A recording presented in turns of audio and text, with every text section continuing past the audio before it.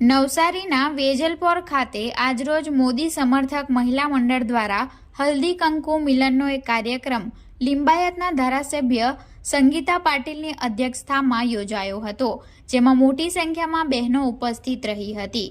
નવસારીના વેજલપોર ખાતે આવેલ દયાળજી પાર્ટી પ્લોટમાં મોદી સમર્થક મહિલા મંડળ દ્વારા હલ્દી કંકુ મિલનનો એક કાર્યક્રમ લિંબાયતના ધારાસભ્ય સંગીતા પાટીલની અધ્યક્ષતામાં યોજાયો હતો। આ હલ્દી કંકુ મિલનમાં નવસારી અને જલાલપોરની બહેનો મોટી સંખ્યામાં ઉપસ્થિત રહી હતી। આ પ્રસંગે ઉપસ્થિત બહેનોને સંબોધતા ધારાસભ્ય સંગીતા પાટીલે હલ્દી કંકુ મિલન શું છે અને કેમ તેની ઉજવણી કરવામાં આવે છે એ વિશે સમજાવ્યું હતું।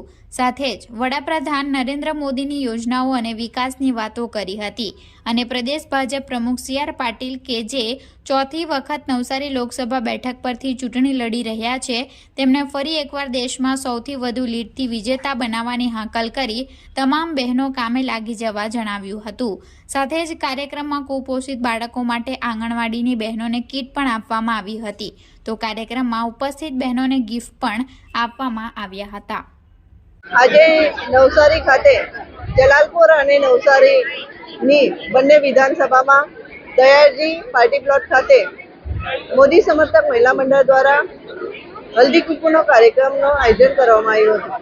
હલ્દી કુંકુના કાર્યક્રમમાં બહેનો એક જગ્યાએ એકત્રિત થઈને એકબીજાને અખંડ સૌભાગ્યની શુભેચ્છા પાઠવતા હોય છે। આજે જ્યારે ખૂબ મોટી સંખ્યામાં એટલે કે આજે તમે જોઈ હશે કે નવસારીમાં 5 થી 6,000 જેટલી બહેનો અહીંયા એકત્રિત થઈને એકબીજાને સૌભાગ્યની શુભેચ્છા પાઠવી હતી। આજે તમે જોઈ હશે કે જ્યારે આદરણીય વડાપ્રધાન શ્રી નરેન્દ્રભાઈ મોદી સાહેબ મહિલાલક્ષી યોજના ખૂબ લાવી રહ્યા છે, ત્યારે અહીં પણ આદરણીય પાટીલ સાહેબ અહીંના સાંસદ છે, ત્યારે પાટીલ સાહેબે અહીંયા મહિલાઓને એક લાભ અપાવી રહ્યા છે। અહીંયા જ્યારે કાર્યક્રમમાં જોયું ત્યારે ટીબી પેશન્ટ જે છે, ટીબી દર્દી છે, એમને પણ સુપોષણ કીટ આપવામાં આવી છે।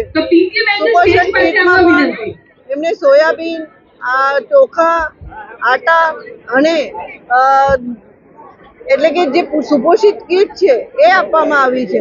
સાથે સાથે આંગણવાડીના જે ભૂલકાઓ છે એ ભૂલકાઓને પણ સુપોષિત કીટનું વિતરણ કરવામાં આવ્યું છે। એવી રીતે જે બહેનો ભેગા થઈ છે એ બહેનોને પણ પ્રતીક તરીકે એક ગિફ્ટ આપવામાં આવી છે। આવી રીતે આપના જે વિસ્તારના લોકો છે એ વિસ્તારના લોકોને કેવી રીતે ધ્યાન આપવું એ આદરણીય પાટીલ સાહેબ કરતા આવ્યા છે। અને સાથે સાથે આ હલ્દી કુંકુમના કાર્યક્રમનું એક જ મહત્વ હોય છે કે આવી એક જગ્યા પર બહેનો ભેગી થઈને એકત્રિત થઈને આપની સૌભાગ્યની રક્ષા થાય એના માટે આ જાન્યુઆરી મહિના પછી આ હલ્દી કુંકુ કરતા આવ્યા છે। આ મહારાષ્ટ્રમાં એક પ્રથા છે, એ પ્રથા અહીંયા પણ લાગુ થાય છે, એટલા માટે બધી બહેનો એકત્રિત થઈને સૌભાગ્યની શુભેચ્છા પાઠવવા માટે એકત્રિત થાય છે।